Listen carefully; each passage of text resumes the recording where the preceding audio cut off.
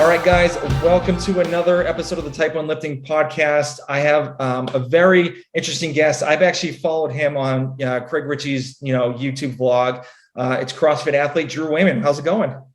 Good, man. How are you? Good, good. First of all, I want to congratulate you on your engagement. Thank you very much. So how long have you guys been dating? We got engaged on our 8-year anniversary. So we started dating senior year of high school and have been together ever since then. Dang. So how did you propose to her? So we spent the day going all over Cincinnati to like significant locations that have meaning in our relationship. Like we went to our high school where we started dating, like our first apartment together, things like that. And at each spot, I gave her like a photo of us from that time. And then we went to the last spot, which was a big overlook over all of downtown Cincinnati. And I gave her the last photo and then asked her to marry me there. Nice. Very cool. Very cool. So yeah. do you have a wedding date at all, or? We actually just set one. Yeah. So it's December 3rd of next year. Very cool. Yeah, we finally got one booked. It was quite the process trying to find one next year. Mm-hmm. Yeah, like when my wife and I got married, it was like almost impossible finding a venue because like everything was taken, and it's super frustrating. And then like you're like, oh, let's pick the food out, and you're like, I don't know if I want this. I don't know if like it's a whole. And then like with the wedding gifts and stuff like that, when you guys like pick your wedding gifts, just kind of take it as a grain of salt, because I like both of us got pretty frustrated like picking stuff out. And I'm like, oh, well, we should get this. No, I don't want that. And then like she's like, oh, what about this? I'm like, no, I don't think it's a good idea. So yeah. My goal is to let her do the most of the picking, and then if there's things that I feel like I really need, I'll chime in there. But she's really good with knowing what we need, so I'm not too stressed about it. Yeah, and just wait, after the wedding, everyone's going to be asking you when you're having kids.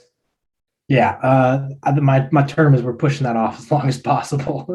I'm still not done with school, so the thought of having kids at this point is like that's very far off. My wife and I pushed it back to, I was like 35 when we had our first, no, 34 when we had our first kid, and I was like, that's perfectly fine, because I couldn't imagine being in my late 20s like having a kid.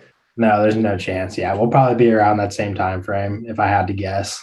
Nice, very cool, very cool. But like, just be on the work. Just heads up that everyone and their mother's gonna ask you right after the wedding. It's super annoying. I'll come up with a standardized answer for everyone, I guess. You should ask them like, when are you having a kid? Yeah, right. So I know you're going to school for being a doctor for physical therapy. So what made you get into that? I kind of just fell into it, to be completely honest with you. I started my undergrad. I went to school for business, and it was a nightmare. Like I absolutely hated it. So I made it through, I think, a semester of business school. And then I quit that and was just like searching for anything that I thought I would find more interesting. And obviously I loved working out and I loved weightlifting and like all of that stuff, but I didn't see like a long-term future just doing something like personal training or getting a degree in just exercise science. I was looking for something that I could just, do more with. And so someone mentioned physical therapy, and that most of it is just, exercise and movement. And I thought that was really cool. And so without really knowing what physical therapy really was, I was like, all right, let's just jump on this. Like the undergrad degree is exercise and movement, which is something that I know that I like. And then hopefully in 4 years, when I graduate with that degree, I'm still interested in it. And then I can go and pursue physical therapy at that time. And that's kind of what happened. So I'm truly very lucky that I ended up choosing that path and then finding something that I do enjoy. Very cool. So how does it feel now? You can officially poke and prod people. It's nice, we call it PT. Patients always ask, like sometimes like, what does that mean? I'm like, it's pain and torture. Like we're just going to make you hurt in order to make you better. You'll be fine. Just put up with it. Very cool. So how many more do you have like a residency, or like where are you at through the whole process of finishing? Yeah. So grad school in itself for physical therapy is 3 years long. the way that my program does it is a little unique. We do the first two years are just straight in school education. And then our final third year is just spent on clinical rotations. Very So cool. right now I'm at the start of my third of 4 rotations.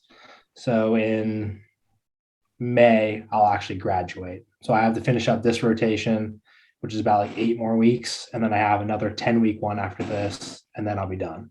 Very cool. So what are your plans after you graduate and everything? Are you looking to start your own practice, or what are you looking to do?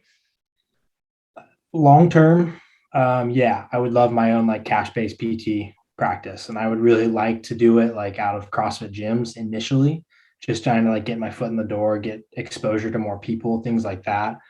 And then when we end up landing wherever we'll be, like to start a family, things like that, I'll more than likely open my own clinic that way. Mhm. It would just kind of seem silly to me to actually open, a clinic or an actual location somewhere where we end up moving 2 years later. Like it just, the work there wouldn't be worth that.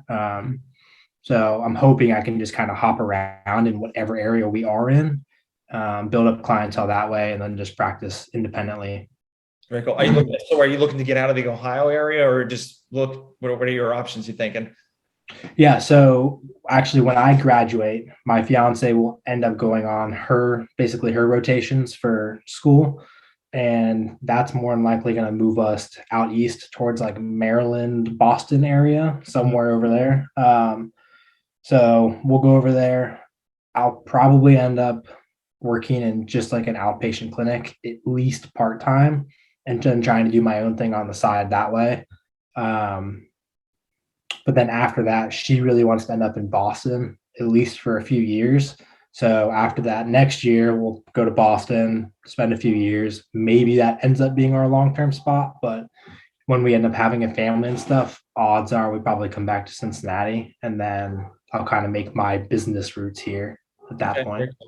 Well, if Yeah. you have any questions about Boston, that's where I'm originally from. So Oh, awesome. I could All definitely right. help out with that. So, Awesome. Awesome. so you talked about CrossFit earlier. So when did you get, I know, I was doing some homework on you. I know you've been pretty much a soccer player pretty much your whole life till your freshman year of college. So Correct. Yeah.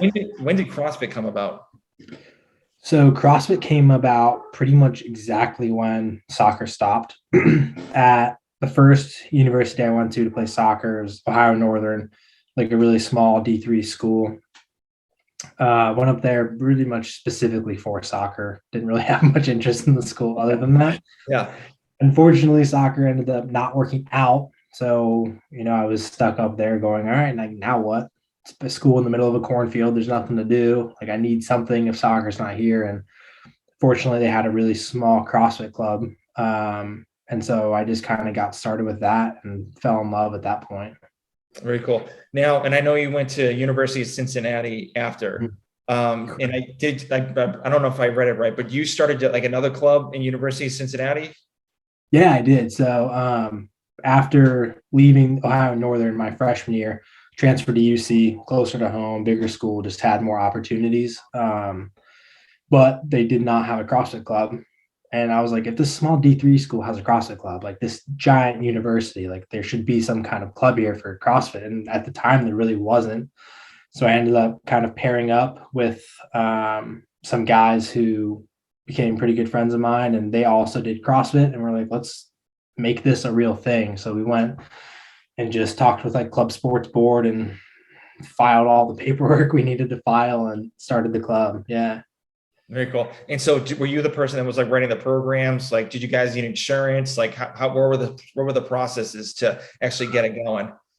Yeah. So it was a little bit easier for us because like all the insurance and nuances with that stuff went through the university. So as long as we established ourselves as a legitimate, good standing club with the university, all that was covered and we didn't have to deal with any of that.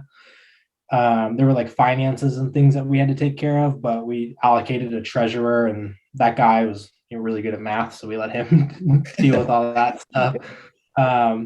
But we did it out of the same gym I actually currently go to now. It's called CrossFit Soto.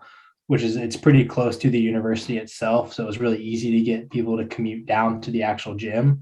So that way, basically, we were just in charge of getting everyone together and kind of making a community out of it rather than having to deal with like programming and any of that kind of stuff. So it was really our deal was just get people exposed to CrossFit. Very cool. And now you're a coach. Now you're a coach there. So how has that been for you? It's been good. Becoming a coach was massively helpful for me, just getting outside of my comfort zone, like especially translating into like physical therapy and stuff, like just being a presence in front of a crowd of people or even an individual and just being comfortable explaining movement and just being comfortable being yourself, in front of other people. Like it's been massively helpful. And especially we have such a good community at that gym that it's been great to grow through coaching and then grow as an athlete and just become more involved with everyone there. Very cool. So what's your style of coaching? Do you have like a special way compared to like anybody else that does it? Probably not. It's probably changed over the years too. Like, I mean, when I started coaching, I knew CrossFit and movements pretty well, but I mean, I don't want to hate on the L1. I mean, they basically just teach you, this is how you do 47 movements and we have 2 days to teach it to you. And so you kind of come into coaching without a huge education or a huge background in how to actually coach movement. And so when I first started, it was more about just like morale of the gym and like, let's get everyone excited. And here we're going to go through XYZ and I'm going to make sure no one gets hurt. And so over the years now, I was like, with all my education through physical therapy, like my style of coaching is more of like, you guys know how to do all of this stuff. I'm going to go around to everyone and just give everyone little tidbits on like how they can do these tiny little things better. And it's more for me, it's just like a physical therapy, or it gives me time to experience and like experiment with people and how to like implement physical therapy things into CrossFit specific movements. So it's definitely changed over the years. Very cool. Very cool. So when did you see yourself kind of realizing like, hey, I could probably do something with CrossFit? Like when like everyone, you were like beating everybody in the class at all, or like what was happening? Like on the competitive side of things? Yeah. That's a good question. I mean, I got to be honest, there was never like a moment where I was like, I think I can do this. Like the first year I qualified for regionals in 2018, I had zero expectation of being able to actually qualify. The year leading up to that, I had actually started following CompTrain. And so I was like amping up volume and things like this, but I was kind of like going into it with like a 2-year plan in mind. So I was like 18, like there's no way, like there's no chance I'm going to be good enough to qualify for regionals this year. The year after, maybe I'll have a shot. And so I did the right stuff, increased intensity, increased volume, and the open and 18 rolled around. And I was just like, holy crap, like how did that happen? Like, I truly had no expectation of making that happen. And so I guess at that point I was like, okay, like maybe I can do this if I didn't expect to be here and I got here. Very cool. Very cool. And I know that I think it was in 2019, the, what was it called? Strength and depth. You were like a couple points off of making it to the games. Yeah. Yeah. Came down to 3 seconds. Oh, that's funny. Yeah. So have you, obviously like, that's like a huge learning point to you. I guess. So like, what came out of that when you lost by like 3 seconds? Attention to detail was the big thing, like event execution. Over the course of that weekend in particular, like I just made a ton of mistakes, and they're not like huge things that cost me tons of points here and there, but I ended up, not making it to the games by I think it was like 6 points, which is 1 placement in 1 event over 7 events, like that's nothing.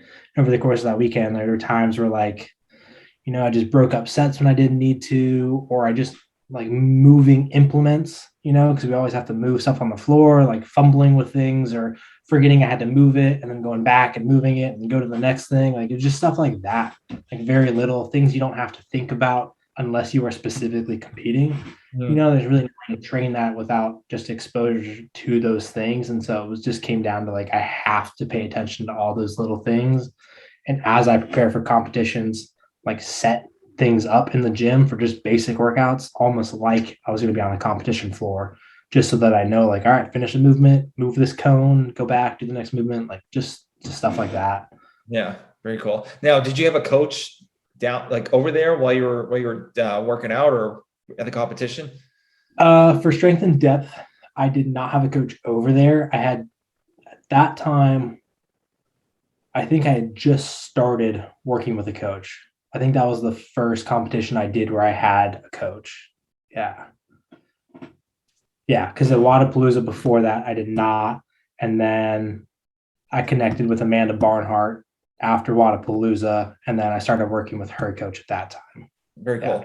So obviously I've seen you in Amanda Barnhart's videos too. So what is it like training with her? It's a beatdown. I don't win a lot of workouts. I was really lucky. When we connected at first, I think I was at like the end of my undergrad, so I wasn't really. School was pretty simple at that time, so I pretty much was full-time training with her, which was just a great experience to get exposure to, what it takes to be a top-level games athlete, and I learned a ton from her. And it was also great just building a great, friendship out with that as well. But yeah, she's extremely fit. Yeah. Yeah. So have you learned anything, or has she like giving you like a little bit of tips here and there just to kind of help out with your process of like becoming a better CrossFit athlete? Yeah, for sure. I mean, a lot of it is like, mindset things of like focusing on the things you can control and stuff like that. Or, I mean, even just having her eyes on me during workouts of like ways or techniques I can do things better or faster, especially like on the weightlifting side. Like she's obviously a tank when it comes to that. And that's more of my weakness. So like it was nice having her as well as my coach watching me pretty much all the time, saying like, hey, try this, do this, change this. Very cool. So do you get like nervous at all? Like when they record you, during like a workout, be like, hey, you may want to like aim it over here a little bit instead of me. It's like, what, like, does that like mess with your head at all? Honestly, not really. No, that's for whatever reason always been pretty comfortable. Like it's just kind of, for me, it was always fun. It was just like, felt like an honor to be a part of that stuff, Yeah, very cool. Yeah, I mean, and it's pretty cool. I mean, for me, it's kind of cool seeing yourself like, hey, like I'm in this video and you can see me there, and it's just like, oh, okay, I'm that guy in the background. Look at watch. Yeah, it's me. Hey, this me. Look, just don't look at her, just look at me. So yeah, exactly. Very cool. So so with the next, you're in school and stuff like that. So have any plans at all for working with, I know Amanda's up in New England. Do you have like any plans of like going up there for a little while to train with them, or what's the process that you're thinking of? No, I have no plans to do that actually.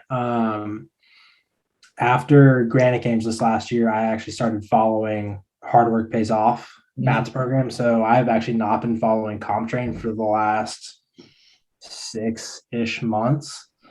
It just kind of didn't seem like the best fit for me anymore. I felt like I was at a point where the past several competitions I'd pretty much placed in the exact same spot over and over and over again. And I just was looking to change things to see if I could make anything help. And so kind of out of contact with CompTrain, minus talking to Amanda here or there. But yeah, there's really no plans to head up there anytime soon. Yeah. So are you looking to do any camps with Hard Work Pays Off?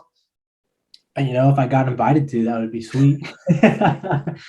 So I'm sorry. So like out of all the programs, like I know you did CompTrain, but like what was the reason why Hard Work Pays Off was like, all right, I think this was the one for me? So before joining, I actually just kind of took a shot and I messaged Matt on Instagram and was like, hey, like I'm kind of looking to change programs and it was at the point where he had not actually launched his yet. And so we didn't really have any information on what it was going to look like. And so I just asked him, like, can you give me like just a really basic rundown? Because I'm looking for something new. And he pretty much just kind of outlined the whole thing for me of like what areas of focus will be and how things will change over the course of the season. And it's extremely tailored towards the things that I struggle with. And so I was like, you know what, like I'm going to be extremely limited on time moving forward. And if this program is going to focus on the things that I really need to work on so that I don't have to really think about changing things or like figuring out what I'm missing in my program, I'm just going to go all in on this and see where it takes me.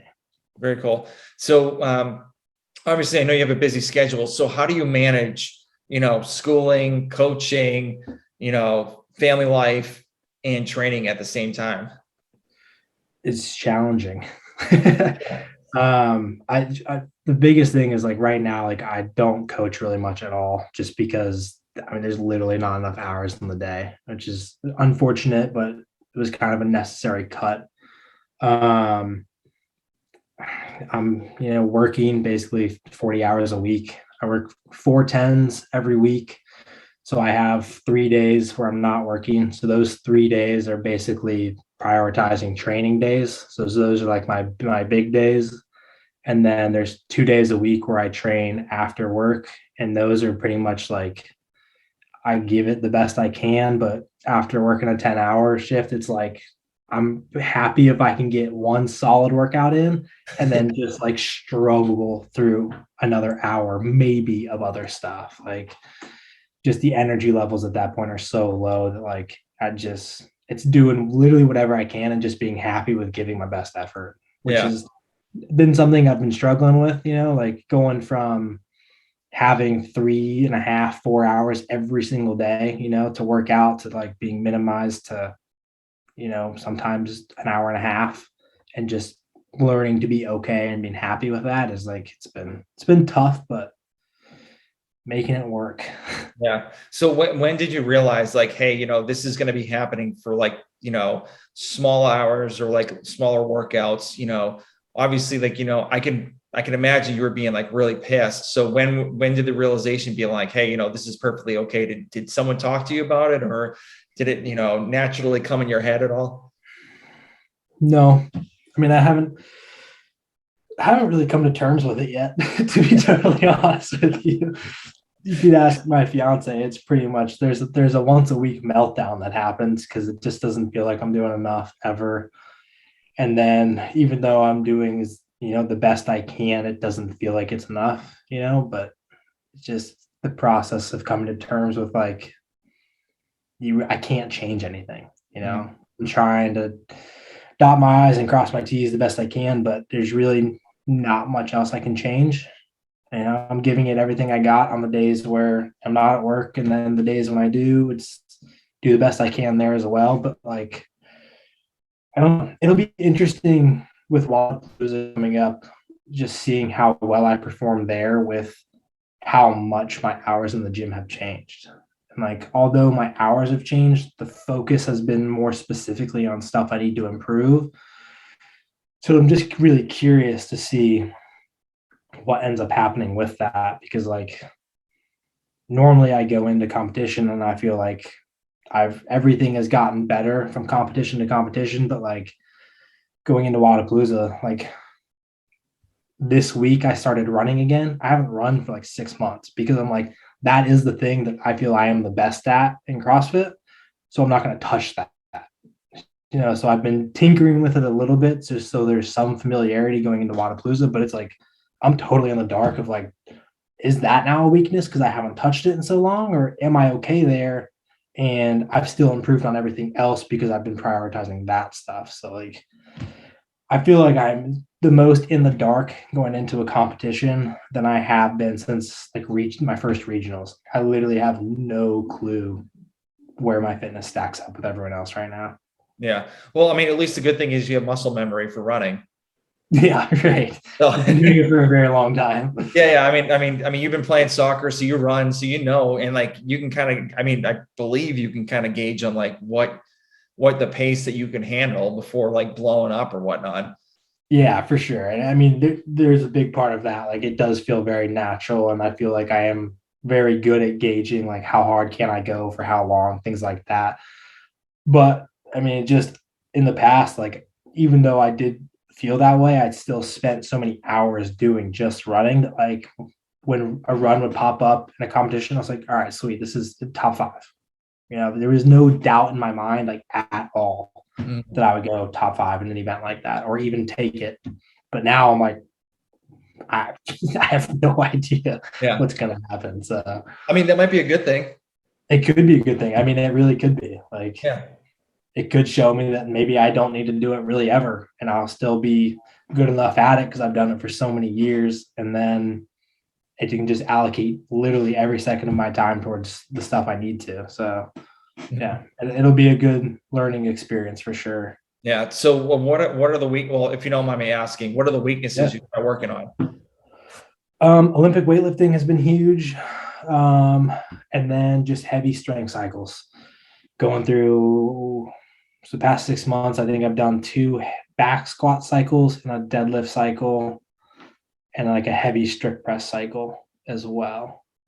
And all my numbers have gone up, which has been really cool because I really haven't spent time doing very specific, like heavy cycles like that. And I Mhm. mean, years. Like comp training just doesn't really operate that way. No. There is more of like lift on the minute conditioning weightlifting stuff. Whereas like the way Matt programs, he's like, you're going to do 3 squats, you're going to rest for 5 minutes before you do your next set. Like it's very much tailored towards just like power output. And that's been something that has been huge for me so far. Yeah, I followed comp train for a little while too, like roughly about like a year. And then I went back to Misfit Athletics because I've been doing their program for quite a while. And they're all about like just heavy lifting, and which is good because like obviously me being an older individual, being 42, like my number, I haven't hit like this is the most I've ever lifted ever for like Olympic weightlifting for both the snatch and the clean and jerk. And it's just like this should be like the opposite. It should be like I'd be going down in weight, not going up Yeah, in weight. yeah, right, But right. and it's amazing. And like I managed to talk to them, especially being a taller individual, like yourself, but I got a couple more inches on you. So I'm like 6'6". So Yeah, you are a lot taller than I am. yeah. So but I mean, at least, I mean, their squat cycles are really good, and their lifting stuff is amazing. So Mhm. I'm not trying to promote it to you, but I'm like, obviously Matt's is really good because I've seen his stuff on the Buttery Bros YouTube videos, and he knows his stuff, and he's Yeah. well versed in everything. All right, yeah. So with the Wadapalooza, what are you looking to do? Like you're looking to do any comps, like anything for the rest of the year at all, or? Other than Wadapalooza, that'll probably be it until the Open. Um, it was a bit of a stretch for me to get time off just to go compete at Wadapalooza. Didn't make my program super happy. So that'll pretty much be it until the Open. Yeah. Yeah. So do you like the 3 workouts instead of the 5?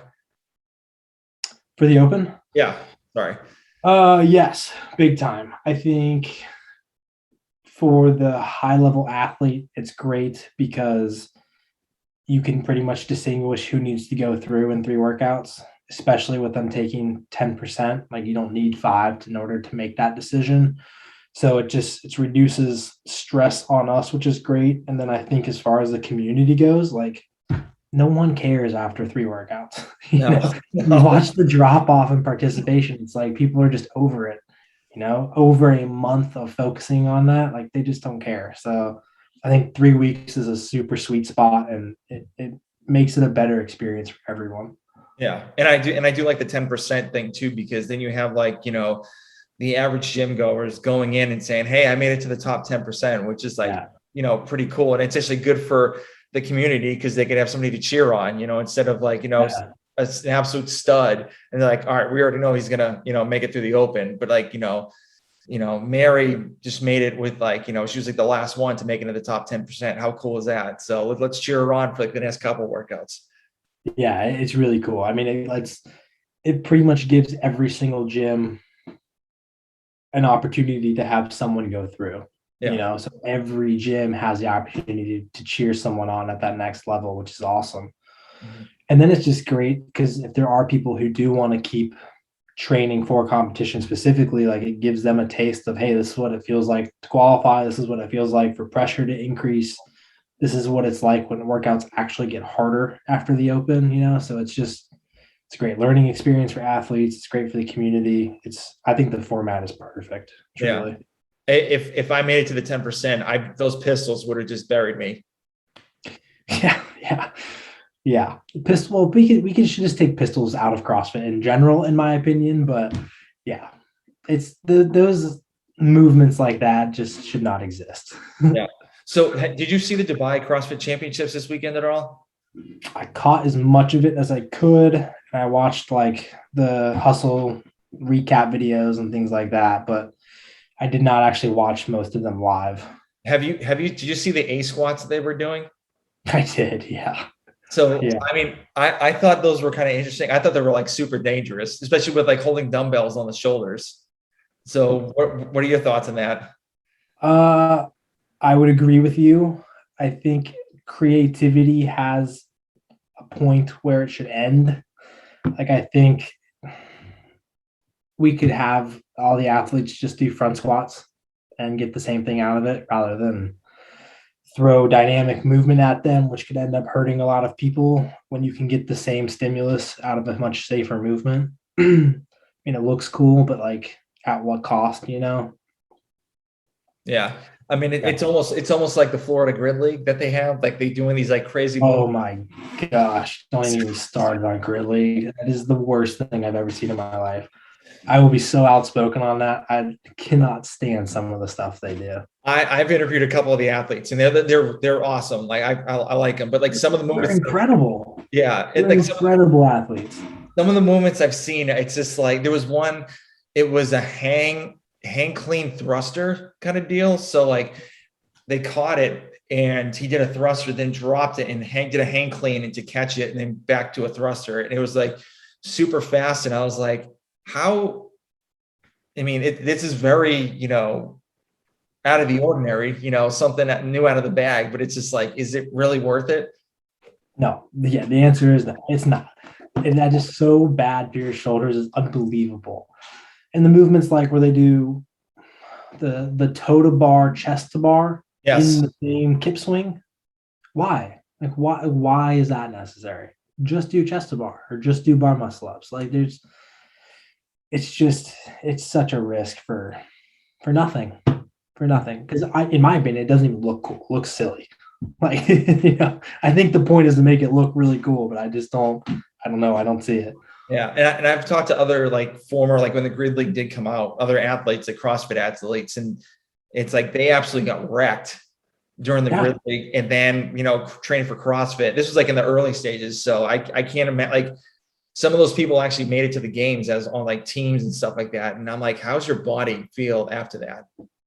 It's got to be wrecked. And it has to decrease your longevity in the sport. I mean, there's no way around that. Mm-hmm. Mm-hmm. So speaking about longevity, do you see like a lot of more athletes like lasting longer throughout like in their careers since like learning all these new things and everything? I would say, yeah. The way I look at it, like we've had kind of like two generations of CrossFitters at this point. You have like the Rich Froning, Chris Spieler, Matt Chan, Jason Kalipa. There's like Yep. that generation, and then I think that the guys that followed them, like Frazier, Vellner, Olson, Sager, those guys, I think they are outlasting the generation before. I mean, those guys, it looks like they're going to go into early 30s. Like I think Vellner is like 32 Yep. maybe now. Yep. And I would see him going a year or two more. Same with like Noah Olson, Cole Sager. Like I don't think they're done yet, and I think they'll go for a few more years. And they appear to be healthier than the guys or the generation before them when they left, because I think those guys were like almost pushing 30, not even quite 30, when they all kind of decided to step away from the individual side of things. Mm-hmm. I don't know exactly why that is. I don't think there's been a huge shift in programming. I honestly think everything has gotten harder. but I do think there's been more of an emphasis on like physical therapy side of things. Like you don't have to just beat yourself into the ground every single day in order to do massive amounts of volume. Like do a lot of volume, but also within that, you have to incorporate like rehabilitative exercises and things like that. Yeah, And I I think agree. I do think that's what's making a difference right now. Very cool. Yeah, because I remember watching a Matt Fraser video, and like on his rest day, he was pretty much just foam rolling or using a ball massage like 8 hours. Yeah. And it's like, they, of course, those guys in the beginning, they would never do that. They would just like throw themselves against the wall and just keep on doing it. Yeah, they keep doing it. Like rest day would not be rest day. It'd be go easy 6 mile run. Like that, okay, that's not active recovery. I mean, Yeah. yeah, this is very different. Yeah, very cool. So are you looking to, with your physical therapy, you looking to help out other athletes as well, or? Yeah, for sure. I mean, when I started actually practicing, I would love to tailor everything towards the CrossFit population as much as possible. Um, and I really love just the actual profession itself. And if I can help out high level athletes, even while I'm still competing, I mean, I think that would be awesome. Just to get that kind of respect from high level athletes would be awesome.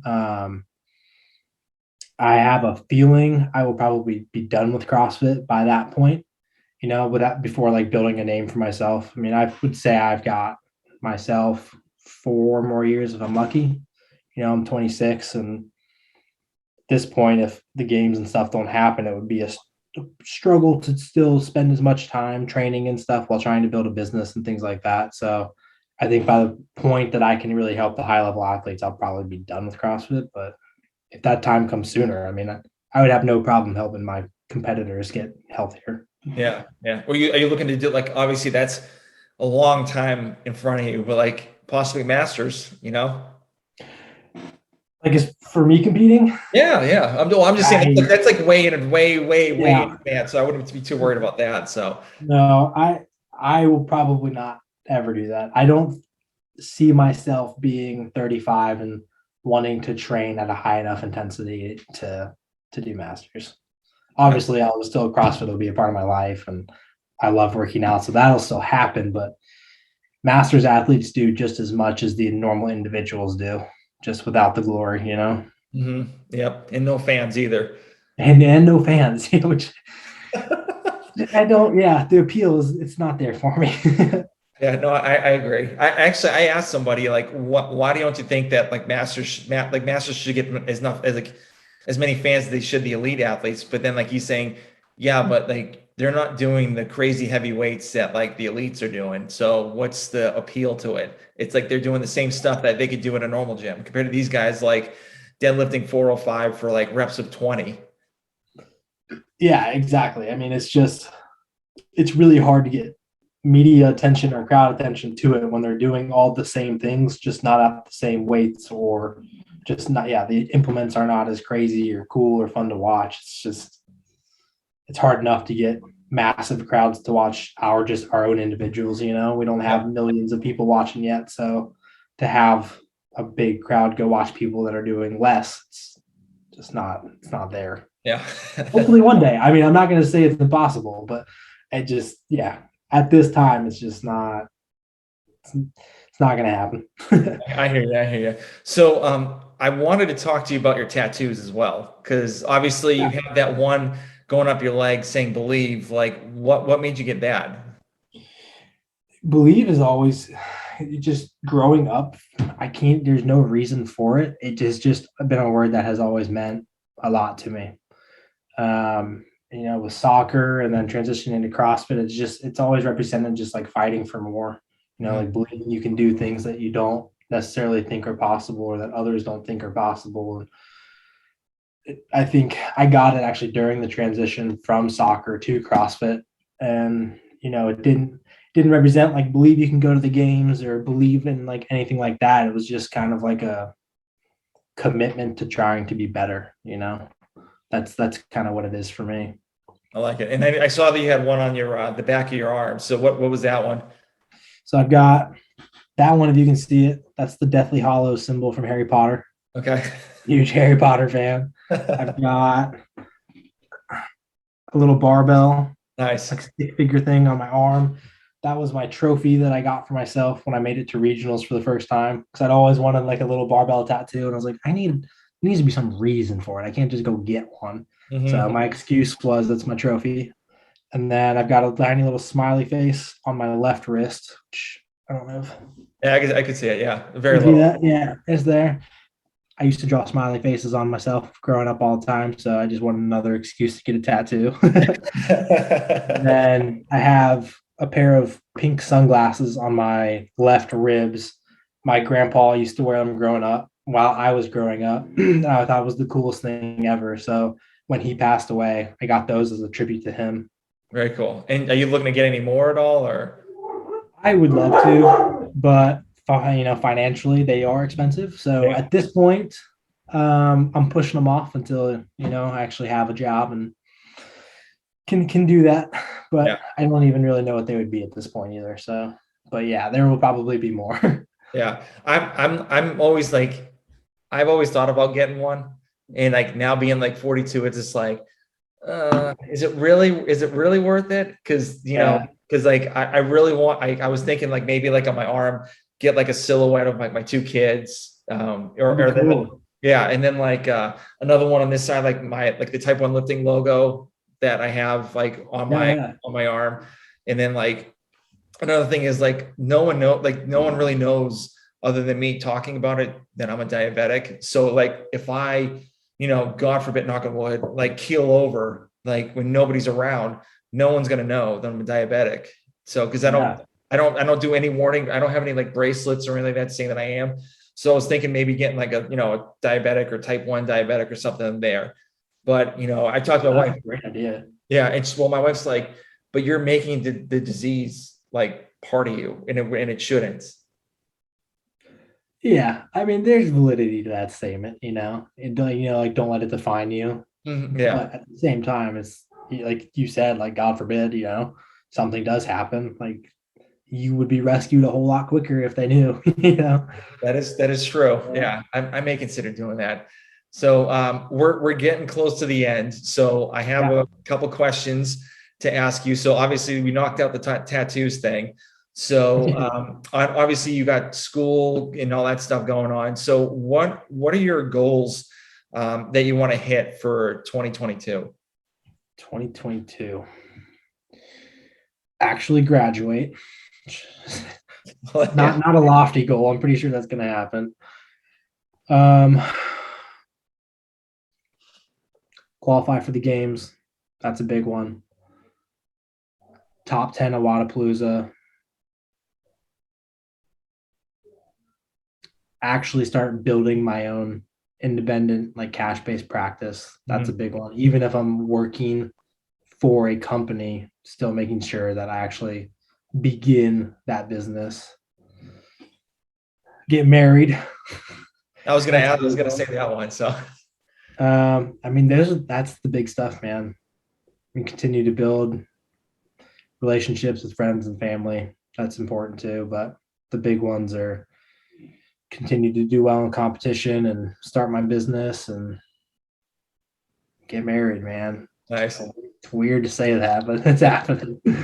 Yeah, and it's when I got married, like the next day, it kind of feels the same, but like then you have that ring on your finger, and it's just like, okay, like we're together officially, which is a Yeah. cool thing. But it then like you think about it, it's like you're like we're kind of doing the same thing anyway. So Okay. Yeah. It's like really nothing changed, but yeah. And then like when the it's giblets official. pop out, yeah, when the giblets pop out, that's like a whole new game changer. So, Yeah. yeah. Yeah. It was interesting. Like even when we were planning on having our second one, I was like, well, I'm pretty cool with one.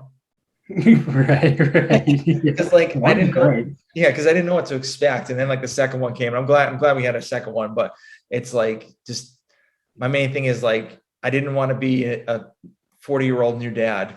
And so she's 3. Yeah. So I was like, we're sticking with 2. I don't want any more. So I mean I'm happy happy the way it went. Good. That's great. Yeah, it's a ride. So like, Yeah, it's, I literally cannot imagine. yeah. So like the oldest one's a boy and the youngest one's a girl. And like the oldest one is exactly like me. And then the youngest one is exactly like my wife. She's not a morning person. She hates getting up, and she's just like she's just miserable waking up. She's like, I just want to lay down and go back to bed, kind of deal. It's like, Yeah. he's like, don't like leave me alone. And then my son Bennett's like just jumping on top of her. And it's just like, no, Bennett, you gotta like leave her alone. Like she's not like you. So just ease up. Yeah. So, but it's cool seeing all those like little personalities and them growing and stuff like that. So, I mean, whenever Yeah. you guys have kids, you'll be like, damn, this is awesome. Yeah. Yeah. I'm sure I will. Very cool. So, I know you said you're a Harry Potter fan. So, do you have any other books that you like to read or give out the gifts to your friends at all? Oh man. I am not big into like the habit books or the mindset books. I don't really read a whole lot of those. My reading is primarily just like Harry Potter or Stephen King books. Like I love that stuff. So when I do give books or reads, it's usually that stuff, like non-productive things. Yeah. um, what I have been listening to lately is Will Smith's new book. I don't know if you've listened to Okay. that. He's got a lot of cool like mindset stuff and like habit forming things in that book, and just like it's cool, just like a good understanding of life book. Mhm. I would recommend that to anyone right now. That's one that I'm getting through. Yeah. That's one book I want to get to, but Matthew McConaughey's book came out a little Oh, while. I read that one too. That one's great. Yeah. I really want to read that one. So I recently bought this one. It's the Rick Ross book, Boss Up. Oh, nice. So it's like talking about him like during the pandemic and stuff like that, and how he like managed to like, just because like his main source of income is like doing concerts, meetups, and like all that kind of stuff. And like it just went out of the window. So he just like talks about how he manages to still make money and like still like do his thing while, being stuck at home pretty much. Interesting. Yeah, I may have to give that a read. That sounds cool. Yeah, I saw it in Barnes and Noble. I was getting my coworker. He just had a kid. It says "Wake the no, go the fuck to sleep." Part of my French. It's like a humor book. It's still just like it's a humor book, and I saw that and I was like, all right, I'll give that a whirl. Nice. That sounds funny. Yeah, if you have the chance, if you have Audible, you should listen to "Go the fuck to sleep" because Samuel L. Jackson does the reading. Oh, He's seriously? Yeah, it's hilarious. It's so funny. Definitely Okay. Yeah, I'll do that. and it's not that long. It's probably like a 12-page book, and it's just like him just reading it. Yeah, it'll be quick. You'll get a kick out of it. All right. I'll listen to it. All right, very cool. And so what? Let's just say, you're done with CrossFit, physical therapy, everything. So how do you want people to, know you as? I went deep Good there. question. Yeah. That's a good question. Something I've been thinking about a lot over the past year is like finding my why. And I have not come to a conclusive answer. It's still kind of in the works, and like something that has always been important to me is like just inspiring people to try and achieve more. So if my legacy can be just people remember me as someone who continued to work hard even when the odds weren't in their favor, I think that would be awesome. Just inspiring people to continue to push, even if the outlook looks bleak. I think that would be great. Yeah. I mean, and you're still 26, so Yeah, you got time. I think, I've got some time. yeah. I mean, I think my why is like, well, I mean, for me is like podcasting, talking to people and just talking about diabetes and stuff. So, I mean, you have plenty of time to think about it. So don't worry. Yeah. Yeah. So what do you got in your gym bag? My gym bag. Oh, it's kind of a boring answer, but my gym bag has my belt, my Metcons, no bull lifters, like 10,000 headbands, some wrist sweatbands, a lacrosse ball, and then tape. Okay. That's pretty much it. I'm That's trying to it. think if there's anything fun in there. Oh, it's also got, from when I went to London, I have a couple of like dollar pounds in there that I have never taken out. Okay. But that's my probably only fun thing that I have left in there. Hey, that's cool. That's cool. So, what would you tell somebody that's new to the CrossFit space, like what to expect to, make it to regionals, like make it to an actual, like, professional competition?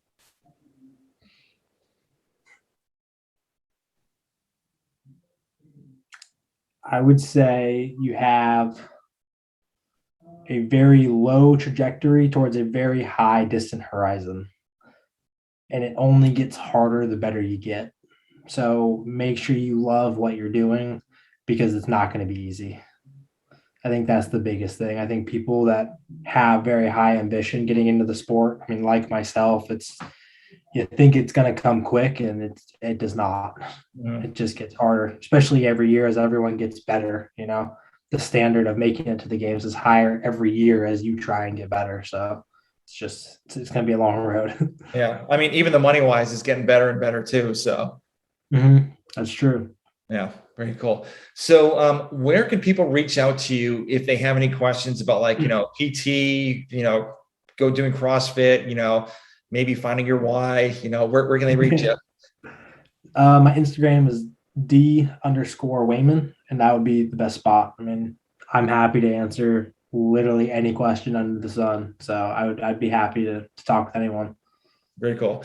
All right. Well, thank you for, taking the time to, talk to me and talk about your experience in the CrossFit space and in the PT world. And, I'd love to have you back on like the end of the year and, see how everything else is going. Maybe like, we can talk about wedding stuff. Yeah, that'd be great. I'd love to. All right. Have a good one. Thank you, man. Thanks for having me on.